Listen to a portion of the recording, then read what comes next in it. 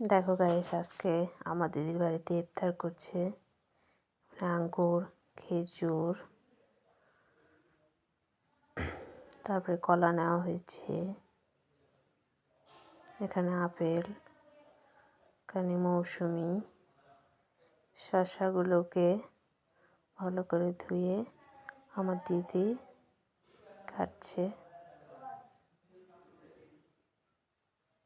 তারপরে যে পোলাও করা হয়েছে পোলট্রির মাংস দিয়ে, পোলাওটার রেসিপি তোমাদেরকে দেওয়া হয়নি, আমার ডেসক্রিপশন বক্সে আছে, পরে দিয়ে দিব। যে শসা মৌসুমি কাটা হয়েছে, আমার দিদি সব কাটছে। মৌসুমিগুলোকে সুন্দর করে ধুয়ে নিয়ে যেখানে ইফতারের জন্য থালে পরিবেশন করা হয়েছে। কেমন লাগলো বন্ধুরা, অবশ্যই কমেন্ট করে জানাবে।